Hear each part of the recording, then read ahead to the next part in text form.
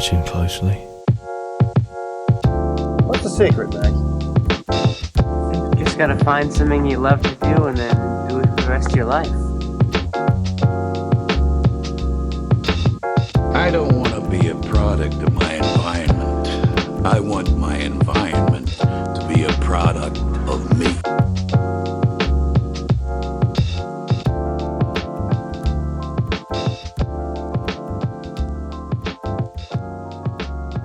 Hello, and welcome to The Establishing Shot, a podcast where we do deep dives into directors and their filmographies. I am your host, Eli Price, and we are here on episode 63 of the podcast. I have a returning guest from last week, Colby Ewert, joining us again. I introduced Colby last week, so make sure to go check out that Hook episode. We had a lot of fun. Talking about Spielberg's first 90s film, exploring Hook. And this week we're taking a little break from Spielberg's and we're going to do a movie draft. And, you know, I thought what better draft to do coming off of a Disney villain in Hook, and with one of my biggest Disney fan friends, Colby. That's right. That's right. We should do a Disney villains draft. So that's what we're going to be doing this week. Me and Colby we're very familiar with drafts because we became friends kind of through playing fantasy football together. We're in 9 leagues together, by the way. 9, you counted it up? We're in 9. My goodness. Yeah. So we're in a lot of leagues together. Colby thought it would be fun to kind of share some of our fantasy football takes for those fantasy fans out there. Colby, who's someone that this season you think is really gonna break out, or maybe a deep sleeper, someone maybe like in the middle rounds that you think people should be targeting? So there are a few wide receivers that are not priced in the top 24, or that are priced in the top 24, that I think that have top 12 upside. Mm-hmm. The biggest one being Jaden Reed for the Green Bay Packers. Yeah. So last year he was number 8 in fantasy points per route run, number 5 in fantasy points per target. He was just super efficient with 10 touchdowns last year. I think he is going to be the alpha in that offense, even though he is not necessarily an alpha size. His alpha skill level, just the way that his yak is insane. Legit. He's such a special player. He's one of those players that's like Debo, that every time he touches the ball, I do think he could score. So, I don't know. Just he has rushing upside as well. I think he's going to rush this year, just because they only have just Josh Jacobs. So I think he's going to be like a Debo light, almost. Yeah. Oh, okay. I haven't thought about that in that way, but some people are listening. They're like, "What? I didn't sign up for a fantasy football podcast." Colby's bringing the heat with the analytics. I don't have any of the analytics on hand. I'm just like looking at my teams, and I'm like, okay, who did I take? Who do I have several of in different leagues? I think so as far as like a breakout, it's hard to say. Like, I think that I just had somebody pulled up. For one, I think probably keep an eye out on Xavier Worthy. Okay, I like that. The reason being is he's super fast. He has the best quarterback in the league thrown to him. Absolutely. It seems like they already had a connection in camp, and Andy Reid is just going to scheme him up to like destroy defenses, I think. So I wasn't huge, like super huge on him for a while, but then I was just like thinking about it and like, man, Hollywood Brown is already like dealing with the injury. So he's always hurt though. I mean, like literally he's hurt 24/7. Yeah. He'll be hurt with something else next week. So I think he's probably a good like middle round target. And I had somebody else queued up too. I think Tajay Spears is probably another one that's like going under the radar. I think he could be handling like 50% of the running back shares with Tony Pollard and be just as good, if not better than Tony Pollard with the ball. Mhm. So those are two that I think. Honestly, though, like Rashee Rice is probably a good target too in the middle rounds. Oh, dude, Rashee Rice, his value is insane right now, but and it seems like he's going to play. So yeah, and my other one along those lines is Calvin Ridley. D Hop is True. hurt. Who else True. are they throwing the ball to there? So he's just going to get a ton of targets. But yeah, what about somebody that you are not big on? So this is just at ADP. Okay, so Sure. this guy is a second round pick, and I just think it's insane. But Drake London, Yeah, I'm kind so of on board with that. So I like Drake London. Yeah, But same. I just think he's a fade as ADP. It's insane. He's being taken Yeah. over players like Mike Evans, Devontae Adams. ADP being average draft position for the uninitiated fantasy football people. So I mean, you're having to being basically he's Chris being Olave. drafted. Yeah, basically he's being drafted in fantasy in the second round, and it's going to be hard to like return on that value. Basically, yeah, I agree. I think somebody. It's hard. I'm trying to look because I probably don't have the players that I didn't want to draft. That's And true. so, That's true. Let me Look at my team. I'm gonna Usually look at hate my teams. I'm gonna look at the ADP to see. So I think, man, I wasn't prepared for this part. I think it's gonna be hard for. I think honestly, like Chris Olave is someone that like I think is good, but I don't know that offense is gonna like. Because I mean, right now he is in ADP. He is the Second round. But He's right around Drake London. Yeah, he's second round, but he's the number 12 wide receiver off the board. I just don't think he's going to finish. I mean, he might finish like maybe he might finish like at the back end of the top 24, but I just don't see him. I don't know. I just don't see him finishing as a top 12 wide receiver. I guess I just don't really get it. Yeah. Like, so you don't have a good quarterback. Like, it's all about Carr for me. Yeah. Just because can you get him the ball? They don't have an offensive line. Yeah. So he's probably one of mine that's like for a second round pick, I'm just like, I'll pass. Yeah. Give me more stability. And then give me the Mike other Evans. The other one that I think is like there's no way he's returning value is DeAndre Swift. Oh gosh. He's going like in the third and fourth round, and I just don't think he's gonna be doing it. Yeah. Hi. Quick reminder that you, yes, you, can be a huge help to the production of this show. If you visit establishingshotpod.com/donate, you'll find out how to join the Establishing Shot family through some giving tiers starting as low as $5 a month. You heard that right, only $5 a month. And not only will you be helping me keep the show going, but you'll also get some perks yourself, like early and ad-free episodes, bonus episodes, access to a Discord server where we can chat it up about the show and movies in general, and more. Might even let you choose a movie for me to review for the show.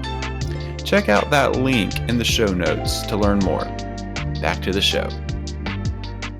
But yeah, Colby and I thought it'd be fun to share a little bit of our fantasy football love for maybe some listeners out there that might be interested in that. And it's appropriate. We're doing a draft on the episode, and drafts are a big part of the fantasy world. So, so it was fun.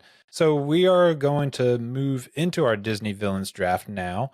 For those of you who have never listened to a movie draft before, the way I like to explain it for people unfamiliar with drafts is that it's basically like picking your favorite. It's basically picking your kickball team out on the playground as a kid. There you go. You want to make sure you have the best players, the guys that can kick the ball the farthest, so that you can win.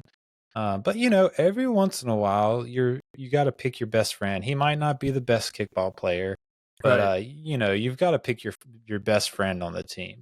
And so that happens with the movies drafts a little bit sometimes too. Maybe most people think this movie isn't good, but it's one of my favorites, so I have to pick it.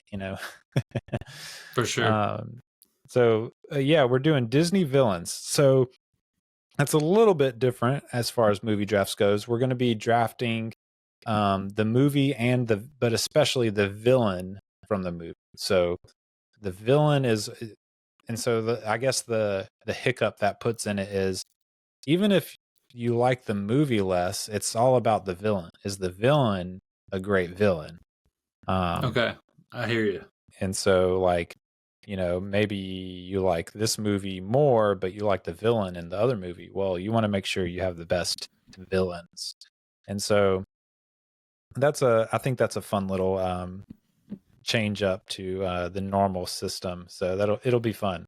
We're basically like drafting characters in this one instead of like the movie in and of itself. But obviously the movie plays into it and makes a bad movie might make an otherwise good villain like not that great. So it's still part of it.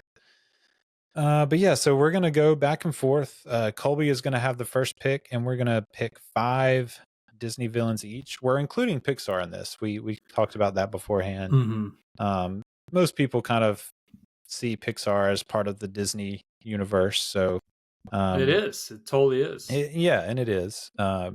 Whenever I like rank the movies, I rank them in separate lists. I rank like Pixar movies against Pixar movies and Disney classics against Disney classics, but that's a different thing. For this, we're including any. I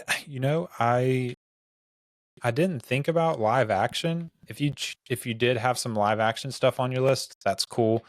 I didn't prepare any for mine because I just honestly didn't think about live action Disney. I was just thinking about the animated stuff. So, me either. Okay, well, we're on the same page then. Yeah. Okay, sweet. Well, Colby, you have the first overall pick. Who are you going with?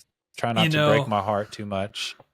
I don't know if you're going to take this character, but sometimes, and similar to fantasy football, you got to take the most stable player.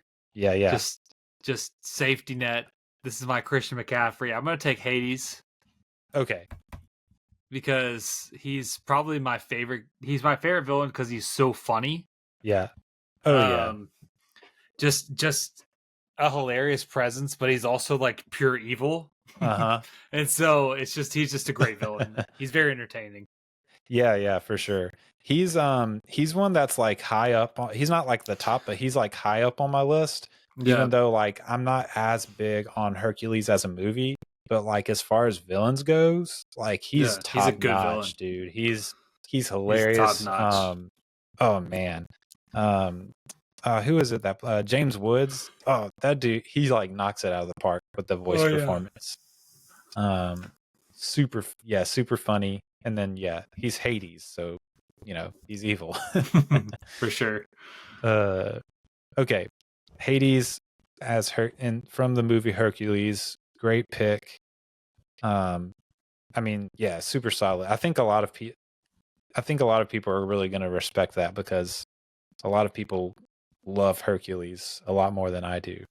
But I'm going to go with my next pick is whenever I think of Disney villain, this is like one of the first ones that comes to mind. I think she might be like the best one. I don't know. It's always debatable, but any Disney villain that has her own song talking about how evil she is, I think deserves to be taken. And I'm going with Cruella de Vil from 101 Dalmatians. Yes, exactly.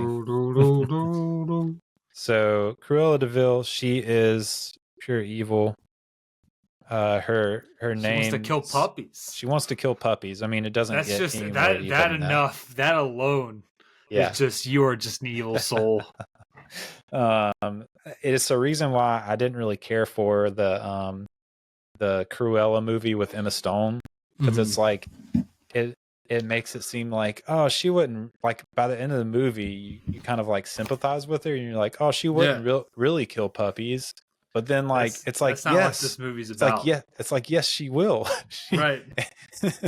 She really will kill puppies. I don't understand what this movie wants me to think. So yeah, with her own evil theme song, I'm going with Cruella de Vil. I like that one.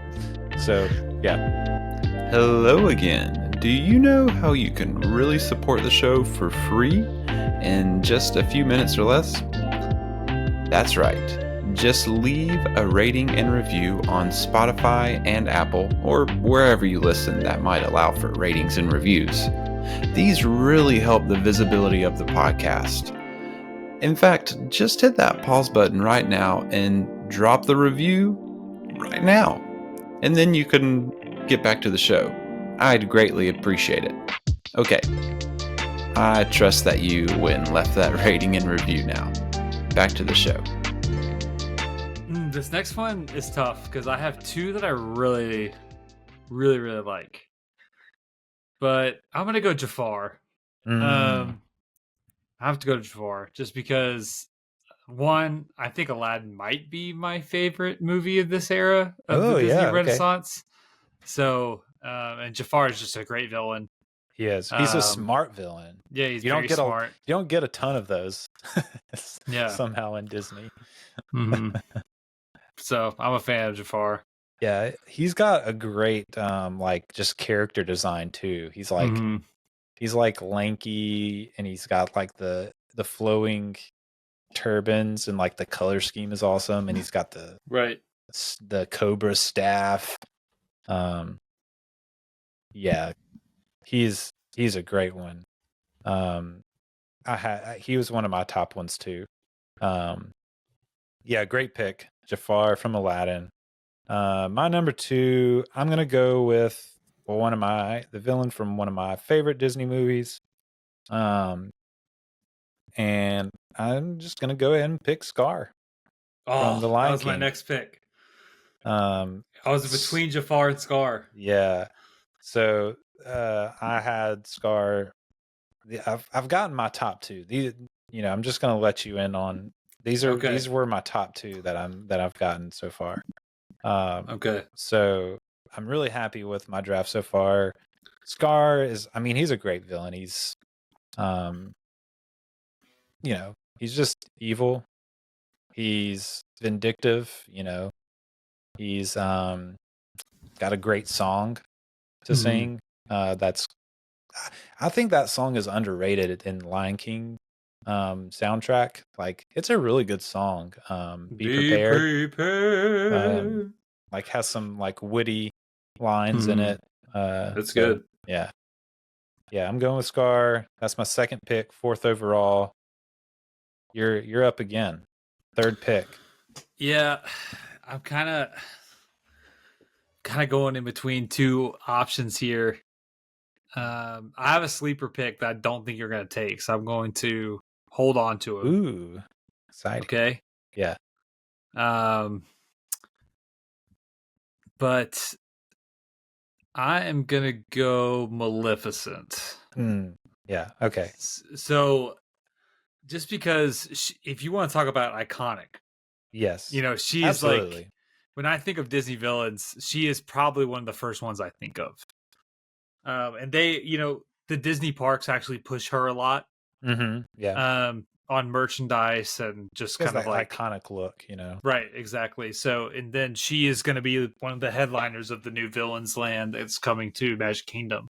Oh yeah. In 2027 or 8, I guess. So excited about that. Yeah, that's going to be really cool. I feel like that'll probably be maybe like that's like a few years down the road, and that's Yeah, probably about several where years. I'll probably try to like, we want to take our kids, and it'll probably be at the point where we would be ready to take them. So Mhm. yeah, that'd be cool. That'll be You cool. should wait. You definitely should wait until that's there because it's Yeah. gonna be so awesome. Oh yeah. So Maleficent from Sleeping Beauty. She's one that is like most people is in the top of most people's. She's not one of my top ones. Mhm. I don't know. I just don't have like a huge connection to the movie Sleeping Beauty, and so I've never seen like the Maleficent movie, like the live action one. Mhm. So That one's good. yeah, I just don't have like a strong connection to her as a villain. And luckily you have let me get my top 3. Oh my gosh. And I am taking Ursula from The Little Mermaid. Yeah, that's a good one. That's a good one. She's great too. She's got a great song. I love a Disney villain that gets a great, a good song. Poor Unfortunate Souls, like, oh, that's great. And she's, and she is just like an evil octopus witch lady, and she's got like, I don't know, she just has that like classic like Broadway musical villain like feel to her that's really fun. I don't know, the Little Mermaid is actually like a movie that like I'm lower on than like most people would be. I still like it. I just like, it's not one of the best Disney movies. A lot of people will say like it's a top Disney movie, but Ursula, I think, is a top Disney villain. So Okay, and so we have 2 more picks after this. 2 more. This is your 4th pick out of 5. Okay, and so my next pick is definitely Gaston. Good So pick. love Beauty and the Beast. This is pretty close to home for me because I did musical theater, and I played Gaston in a community theater when I was nice. 18. So that was a very fun time, and 10 years ago now, which is crazy because I'm 28 at this point. So yeah. kind of cool. Just love Gaston. Love. You want to talk about a great song? He has a fantastic song. Yeah. So got to go with Gaston. Yeah. His song isn't about how evil he is. His song is about how great he is, which is maybe even more evil. Right. Yeah, Gaston is a good one. That's why my Beauty and the Beast is my wife's favorite Disney movie, and it's like, I think it's like my number 2 or 3. Like, it's just a phenomenal It's up movie. there. It's so good, and the live action is so good too. Yeah. Yeah, absolutely. So this is where it gets tough for me because I think I had like those 3 I have so far: Cruella, Scar, and Ursula. And then I think I had like Jafar and Hades in like that same sort of top tier. Mm-hmm. And then like the next tier down gets a little iffy. I'm like, I don't know who I should go with. So this is a go get your guy moment. I know, it's tough. I think what I'm gonna do is,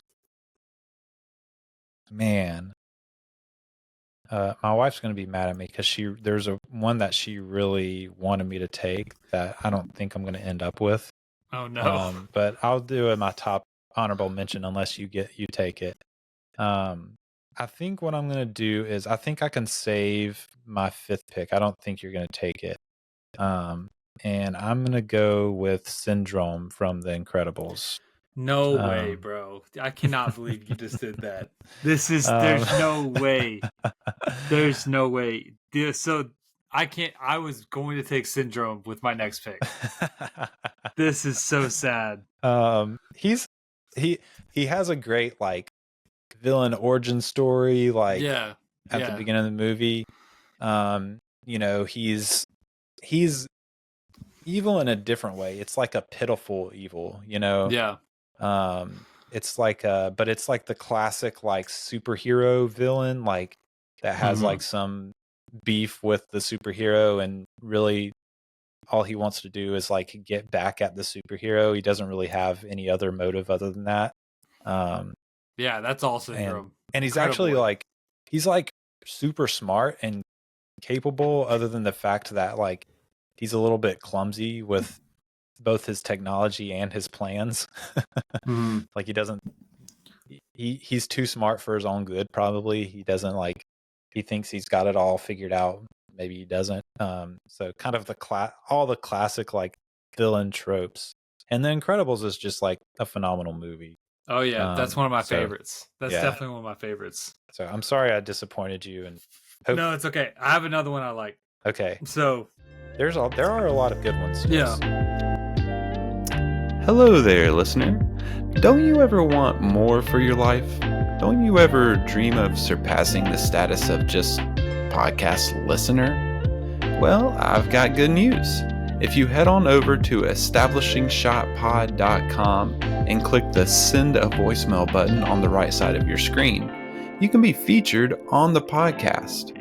I'd love to hear from you, whether it's a comment in response to an episode you liked, an opinion of mine you disagreed with, or just a question for me. And if you're too shy to have your voice featured, you can always email me at establishingshotpod@gmail.com. Don't settle for just being a podcast listener. Reach for the stars and get featured on The Establishing Shot. Back to the show. So this one, I really like this one because the twist of this movie was really good, and the first time I watched it, it really did surprise me. Yeah. But I'm gonna take Ernesto de la Cruz from Coco. Yeah. Now I can tell my wife that you stole Ernesto de la Cruz and I wasn't able to get him. Instead of that, I wasn't going to. He's a really good villain. No, he really is. He's a really good villain. I mean, he's someone he's so hateable. Oh yeah. Yeah, but you don't like, it really does kind of hit you in the face, because I did not expect it the first time I watched it. Yeah. But just really enjoy him as a villain, because it's kind of, he kind of draws you in too, and makes you think he's cool. That he's awesome and like this good guy, and he ends up not being. Oh yeah. Yeah, very good pick. He was definitely in consideration for me. And my wife was like really, we were like, when we were getting coffee this morning, she was like, I was like, all right, look through these with me and help me like make this. And she's like, you better take Ernesto de la Cruz. So does she like Coco? Oh yeah. Yeah. I do too. Yeah, it's one of my top Pixar movies. Same. So, it makes me cry too every time. Dude, me too, bro. It's such a beautiful movie. It is. It's a great one. Yeah. Okay.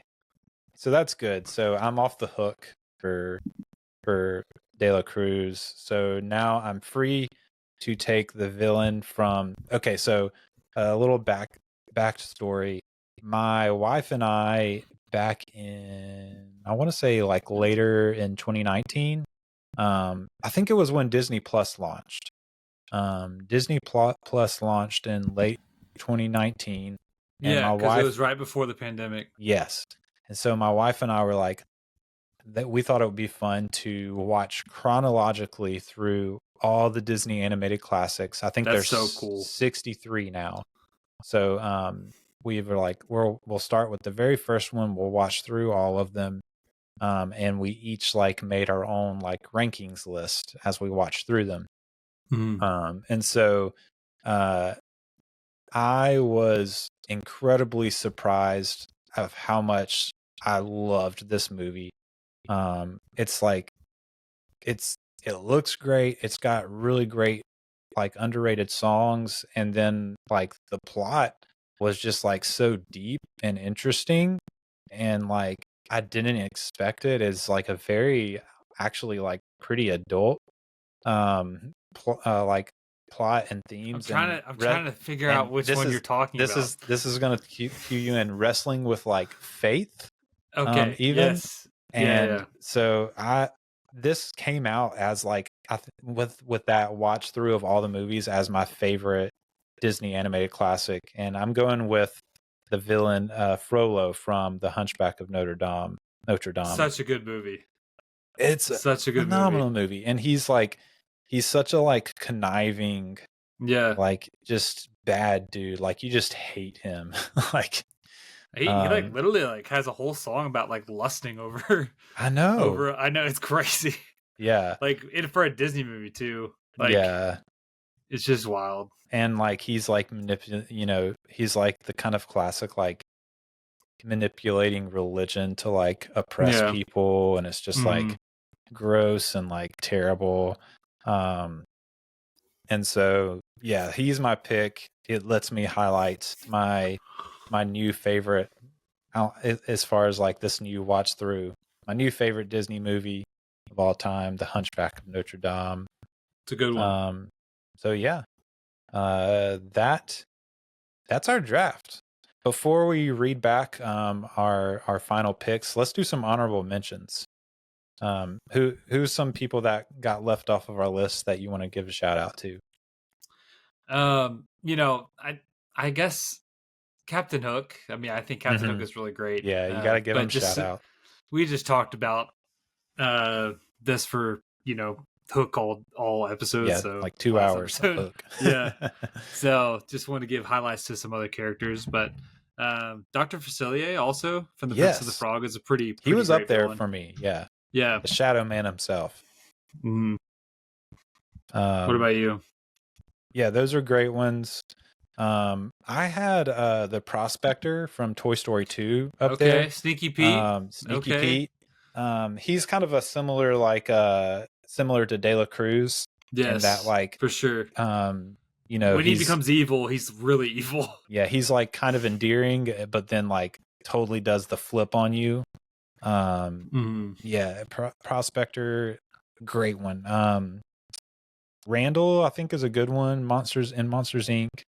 Even though Water Noose is like the like mastermind, Randall's still like a great villain. Well, he's in bed with him, right? So it's like they're together, right?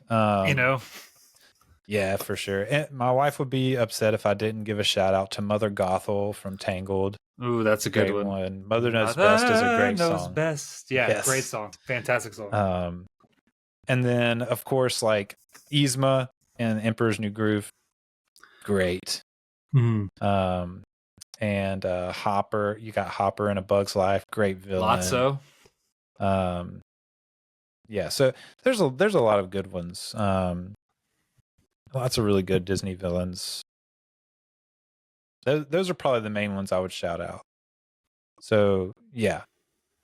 So I guess what we'll do is we'll read back our picks, and on the Monday following the release of this episode, we'll get those polls up and let the people decide who had the best Disney villain draft. I'm pretty confident in my list. I feel really good about it. But I mean, you have some top hitters too, so it's got some heavy hitters, man. It's honestly like looking at our list, it's like, man, I don't know what people will pick. So yeah. So I'll read back the picks. Colby ended up with Hades from Hercules, Jafar from Aladdin, Maleficent from Sleeping Beauty, Gaston from Beauty and the Beast, and Ernesto de la Cruz from Coco. Great picks, great draft. Here's mine. I ended up with Cruella de Vil from 101 Dalmatians, Scar from The Lion King, Ursula from The Little Mermaid, Syndrome from The Incredibles, and Frollo from The Hunchback of Notre Dame. So, man, we got some good characters. It was absolutely, yeah, that was a lot of fun, and it was fun to kind of share some fantasy football takes at the beginning, as well. So, yeah, that's really all we have for this week. We're going to be covering jumping into Jurassic Park next week. Some big shoes to fill there, literally. I've never seen that. I need to watch it. Oh, you've never seen Jurassic Park? No. Okay. I've seen the new ones. The I've seen all Jurassic the new World ones. I saw Jurassic World and I saw Dominion. Okay. So I've never seen Jurassic Park. You've got to see Jurassic Park. It is okay. It's honestly, it's just phenomenal. Okay. I need to watch it then. Yeah. It's really, really, really good. Just like it's a thrill ride of a movie. So okay. Even more so I think than the new ones. It's just got that classic feel to it, you know. The new ones have like the CGI, which is good, but yeah. You got to see Jurassic Park. I thought Dominion was really bad, but I liked seen the Dominion, first one. So okay, yeah, I thought it was bad. Like that's fair. yeah, it was. I'm not too harsh on movies actually. Yeah. Typically, but I think I gave it like 1 star. Like I thought it was really bad. Yeah. Okay, that's good to know. Before deciding to watch it. Yeah, that's really it for this week. Colby, why don't you share once again where people can follow you? Yeah. Keep up with what you're up to. Letterboxd is just Colby Ewert, and then Colby Trades Pens on Instagram. That's kind of, I don't know. This has kind of inspired me to get back into the Disney content creation. So yeah, maybe I'll try to figure out how to get back into it. So maybe Colby share Trades Pens. Maybe share some. I might get you to do like whenever this episode is releasing. Yeah. If you have any like pins with Disney villains on them. Yeah, I could do that. I might get you to like post that on your Instagram, and I'll share it, you know, on the podcast that sounds like page. A good idea. Yeah, that'll be fun. So yeah, be looking for Colby sharing some of his Disney villains pins to go with this episode. That'll be fun. But yeah, that's I'll make sure to link that stuff in the episode description so you can easily find Colby, and also find where to follow the podcast in the episode description. So but yeah, that's all we have for this week. It's a fun draft, fun to talk about Hook. Excited to talk about Jurassic Park next week, but until then, I've been Eli Price for Colby Ewert. You've been listening to The Establishing Shot. We will see you next time. We were happy here. For a little while. But look, I figure it this way. Better to be king for a night than schmuck for a lifetime.